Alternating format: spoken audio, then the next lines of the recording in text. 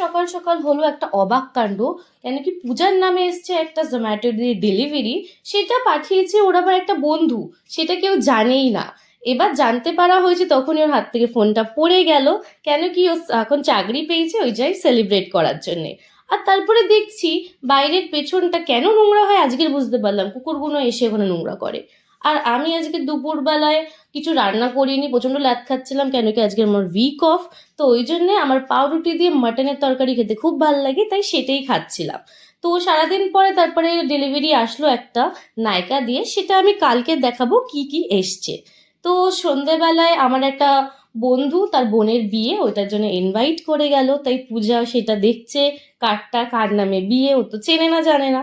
যাই হোক, তারপরে আমরা ওর বাড়িতে ফোন করলো। বাড়িতে ফোন করে বাতেলা বকছিল, ওর কোনো লেনাদেনা নেই বাড়ি দিয়ে, তাও ও ফোন করেছে, গল্প করছিল। আর ওই ডেলিভারিটা যেটা এসছিল সেটার উদ্বোধন আমি করছি। আমার করতে করতে আমার হাতে লেগেও গেল ওই কাঁচিটা দিয়ে। কাঁচিটা খুবই শার্প। তো আমি বার করতে গিয়ে দেখছি এটা ওভেন স্টোরি দিয়ে এসছে।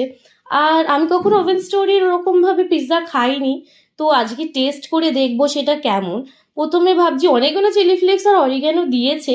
তো তারপরে ওটা খোলার চেষ্টা করছি, খুলে ফুলে তারপরে দেখলাম কি দেখতে খুবই ভালো, দেখে খুব ভালো লাগছিল। তারপরে ও আজকের যেহেতু আমার আমার কালকে স্যালারি ঢুকেছে, তাই পূজাকে আমি দিলাম ওর বকশিস, ও যেহেতু ঘরের ছোটু। তো ওকে আমি 1,000 টাকা দিয়েছি। আর ওইটা নিয়েও খুব খুশি, আর ওর পুরো টাকাটা ওর ফোনের কভারের পেছনে থাকে। আমি মাঝে মাঝে ভাবি কি টাকাটা আবার ছিনতাই করে নি, কিন্তু ও হারগিজ দেবে না, খুব পজেসিভ ওর টাকা নিয়ে। ওর গ্যারেট থেকে 2 টাকাও বেরাবে না।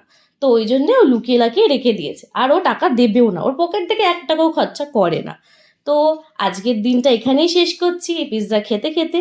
আবার দেখা হবে কালকে। তো আজকের মতন ব্লগটা এখানেই শেষ করছি। Ta-ta, by.